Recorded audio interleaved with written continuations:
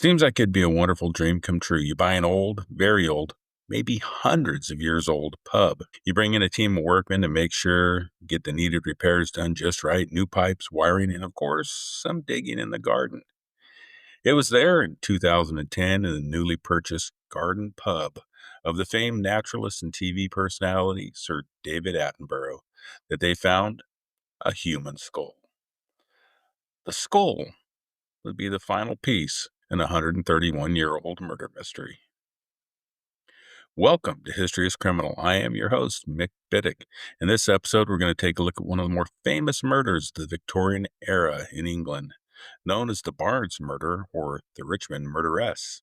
Kate Webster committed a horrible murder against her employer, Julia Thomas.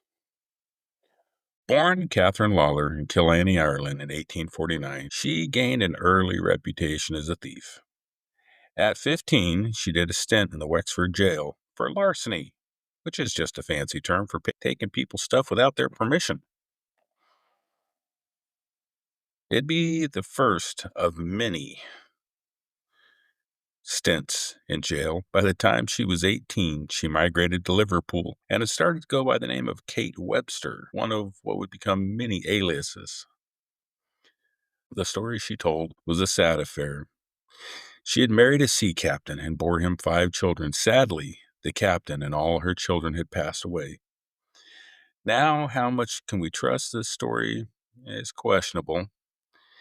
Kate is our only source, and she was a well-known thief and liar who wouldn't have been above making up a story to gain a little sympathy. 1 year after landing in Liverpool, she found herself in jail again, this time doing a sentence for 4 years, once again for larceny. She was released in 1872, and she headed for a new start in London. Was she trying to go clean, or was London just a bigger mark? We don't really know. She did start legitimate work there as a maid and a house servant. Unfortunately, turns out she wasn't a very good maid and may have drank too much. And on top of it, she was still a thief. Her latest scam she started was to rent out a room in a boarding house, then sell everything in the boarding house of value before skipping out on the rent. This led to her next stretch in Wadsworth Prison for 18 months, found guilty on 36 counts of larceny. She was out of jail for almost a year before being sent back again, and you guessed it, once again, larceny. Out on the streets, she began to look for real work, and on the 29th of January, 1879, she found a job as a live-in maid for Julia Thomas. It seemed people either didn't ask for references in the 1870s, or they just really felt like giving someone a second chance, or in Kate's case, maybe a 22nd chance. Julia lived in what was then and apparently still is an upper middle class neighborhood west of London. She was well off, but not rich. At 55, she'd been widowed twice and was living mostly off the inheritance of her late husbands. Almost from the start, Julia had complaints about Kate. It seems Kate just wasn't very good at her job. To make matters worse, Julia also had an issue with Kate's drinking. Now, we don't know how much Kate really drank. In London, there was a strong dislike of the Irish immigrants. The stereotype of the Irishman having low intelligence and being prone to alcoholism most likely clouded Julia's impression of Kate. But we also have to remember that Kate was a lifelong thief who'd spent most of the last decade in jail. Whatever the case, the arrangement wasn't working. Only a few days into the job, Kate was told it was time to start looking for new work. Julia gave her 3 weeks to find a new job and new home. Now, for Victorian England, this was a very generous severance notice. At the end of the 3 weeks, Julia would even extend the time 3 more days. That would turn out to be a costly mistake. The last day she was expected to work was a Sunday, March 2nd. Julia left her home and headed to church. On her return, she and Kate started arguing. Some believe that Julia came home to find Kate drunk, but that might just be the cultural bias. Maybe Kate had tried to convince Julia to give her a little more time. It could even be possible that she found Kate trying to leave with some of her possessions. It was also said that Kate was late returning to the house, having spent time with her illegitimate 5-year-old son, then hitting the pub on the way home. Truth is, we don't know what started the fight, but we know it turned violent. Kate would later give a full account of the events. In the heat of an argument, she pushed Julia down a flight of stairs. Injured and lying at the bottom of the stairs, Julia began to cry out.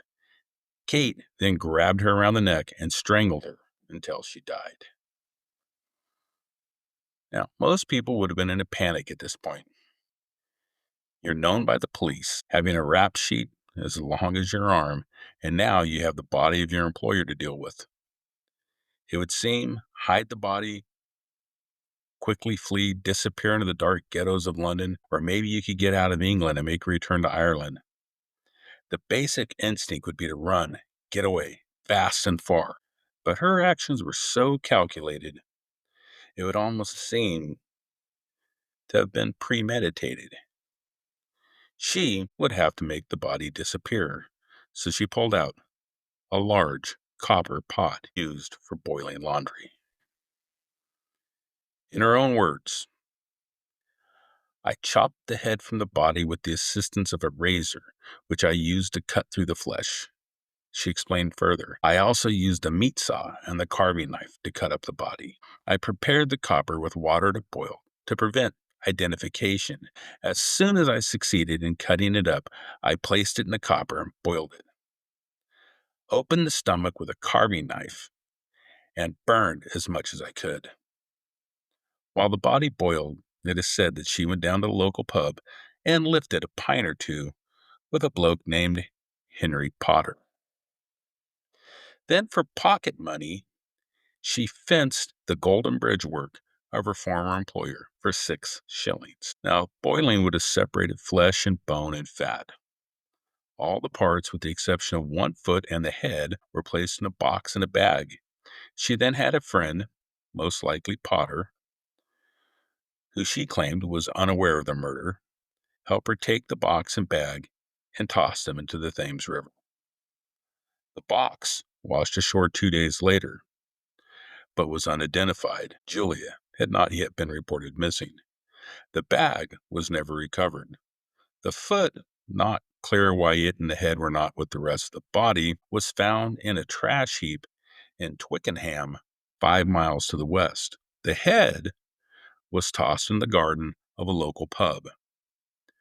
Rumors tell us what might have happened to the fat that would have been left over from the rendering process. Kate came across 2 hungry young boys, and in what they saw as an act of kindness, she fed them. They reported she said, "Here you go, lads. I have some good pig lard, which you can have for free." The boys said they had 2 bowls each. Now, let's just hope this is the kind of story and folklore that often grows up around these old crimes. God, I hope so anyway. The body gone, Kate was not done with her crime spree. She was a thief at heart. The murder might have just been in the heat of passion, having accidentally pushed Julia down the stairs. She could have killed out of fear of being arrested for assault. Now, the diabolical way she got rid of the body, that doesn't help this claim, but what she did next seems true to her nature. For 2 weeks, she passed herself off as Julia Thomas. She dressed in her clothes, lived in her home, and even interacted with service workers who came to the house. During that time, she was able to avoid any questions raised by the neighbors. It seems that no one really missed Julia. But a thief has got a thief. Kate started off selling Julia's belongings. I would guess it started with the things most easy to sell, easy to carry, things nosy neighbors wouldn't notice, maybe some jewelry to start, silverware.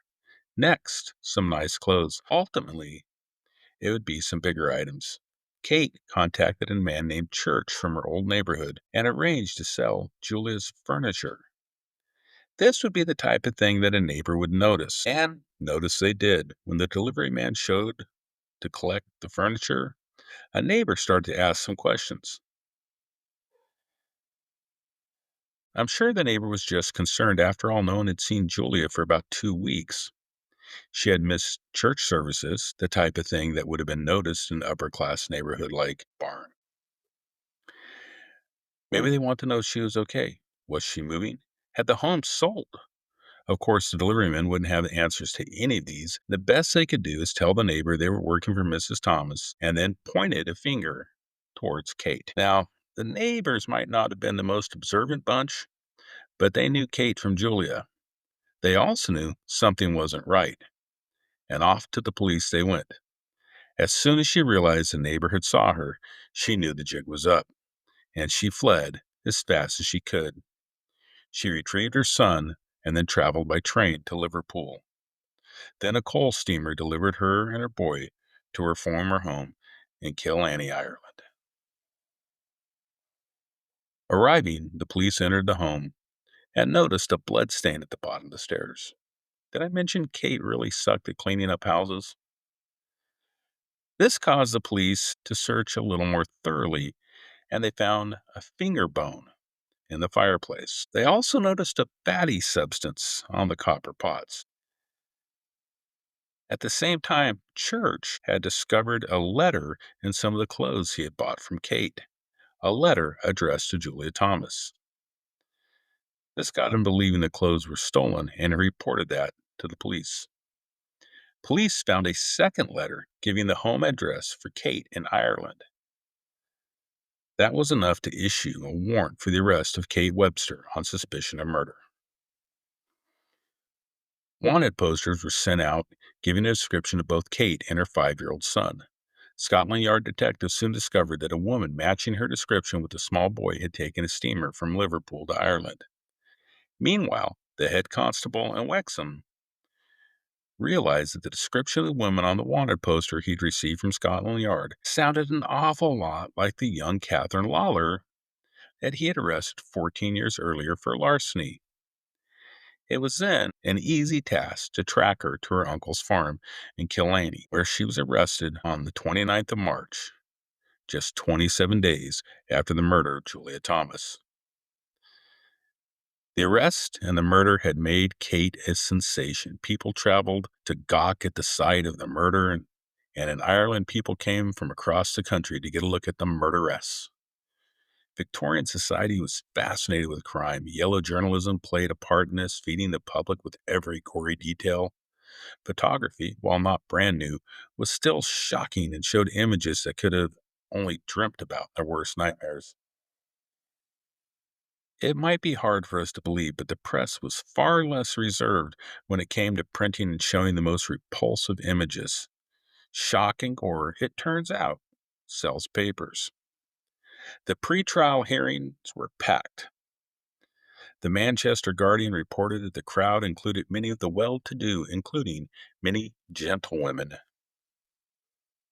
Her trial started on the 2nd of July, 1879, with public interest so high, the Solicitor General of Britain acted as the prosecutor.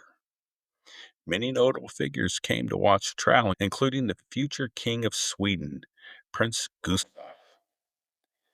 It was the place to be seen. The trial lasted 6 days, and the prosecution presented a train of witnesses showing Kate's actions in the day before and after the murder. They were able to piece together a story of how Julia would have died. Although the details would be lacking, it wouldn't help that Kate, being an Irish immigrant, made it easy for the jury to picture her as an out-of-control, drunken killer. Kate entered a plea of not guilty and based her defense on the idea that either Church or Potter could have committed the crime. Unfortunately for Kate, both men were able to produce solid alibis for the time of the killing. How they narrowed down the time or even the correct day of the murder would seem to have been guesswork at best, based solely on the last time Julia was seen outside the home, which was at church on the 2nd. Kate's lawyers pointed out that the evidence was circumstantial. Maybe she had stolen the clothes and the furnishings, but there was no direct evidence to connect her to the murder. Really, without modern forensics, it'd be hard to even prove Julia was dead.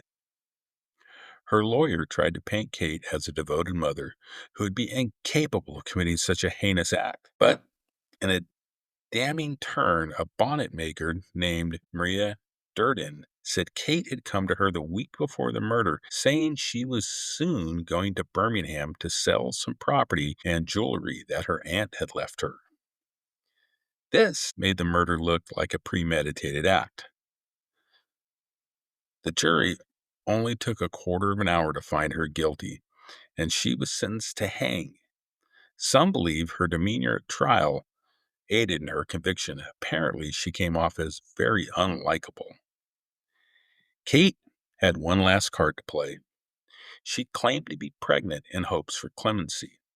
The court, turns out, was ready for such a contingency and had her examined by a, quote, jury of matrons. This jury was literally made up on the spot of 12 women who had come to watch the trial and one doctor who concluded that she was, in fact, lying. This was later questioned about how accurate it could have been if in the early stages this jury wouldn't have been able to tell if she was pregnant or not. Days before her sentence was to be carried out, an appeal was filed on her behalf with the Home Secretary, R.A. Cross. Now, for us Americans, the Home Secretary is the government official in charge of a lot of the domestic affairs in England, including policing. Now, if you're English and I got that wrong, please let me know in the comments. The appeal was rejected, stating that the Home Secretary, quote, failed to discover any sufficient grounds to justify him advising Her Majesty to interfere with the due course of law. In other words, the royal we ain't stepping in. She gave a statement implicating a man named Strong, the supposed father of her child. She said that he had taken part in the murder, and it was he who had led her into a life of crime. While the latter seems very unlikely, as she'd been a criminal long before ever meeting Strong. As for the former, she recanted that part of the statement later. On the evening of her execution, she asked to speak with her lawyer and a Catholic priest. She gave them both a detailed, full confession of the murder of Julia Thomas. I would assume she gave them permission to share the information so they didn't violate the confessional or client privilege. This is where we get most of the information as to what actually happened. She was hanged on the 29th of July at Wadsworth Prison, the only woman executed at that prison. And in an odd sort of tribute, later, the prison graveyard became so overcrowded they started to double up on graves. But as the only woman, they left her alone. The case caused quite a stir all across the British Isles. Even before her guilty verdict, Madame Tussaud had already made a wax effigy of her. Within days of her death, a quick-thinking publisher sold a 20-page book giving an account of the murder and trial. It also caused some people to start thinking about the social, cultural, and economic divide in England. Servants were to be invisible and submissive. About 40% of the female labor force worked as domestic servants with low pay and often unkind masters. The possibility of larceny was ever present. It had caused some to take a pause when thinking about abusing that maid, who was a little too slow in bringing the tea. In 1952, Sir David Attenborough bought a nice little home between the former home of Julia Thomas and an ancient pub called the Hole in the Wall. By the mid-2000s, the pub had become run down, and Sir David Attenborough purchased it with a plan of redeveloping it. In 2010, workmen dug up part of the foundation where the stable had been and discovered a human skull. The location and apparent age made people immediately believe that it had belonged to the late, very late, Julia Thomas. DNA testing was not possible as Julia died childless and no living relatives could be found. They were also unable to locate the grave with the rest of Julia's remains. Seems it had been lost in the preceding 131 years. It was determined that the skull was that of a woman approximately 50 years in age with trauma similar to what would happen if you were thrown down the stairs. Additionally, skull's lack of collagen indicated possible boiling. The coroners concluded that in all likelihood it was, in fact, the skull of Julia Thomas. So Julia's skull would be able to be put to rest, although not with the rest of her body. This brought a somewhat sad ending to the story of the Barnes Murderess and the mystery of the skull in Sir David Attenborough's garden. Sources for this episode include historycollection.com, theirishpost.com, and historyhit.com. This has been History is Criminal. Join us again in a week when we take a look at another of the darker corners of history, the most famous axe murder in U.S. history, Lizzie Borden. If you wouldn't mind, please comment and follow us on Spotify. And as always, if you like what you heard, tell a friend. And if you didn't, tell an enemy. Never suffer alone.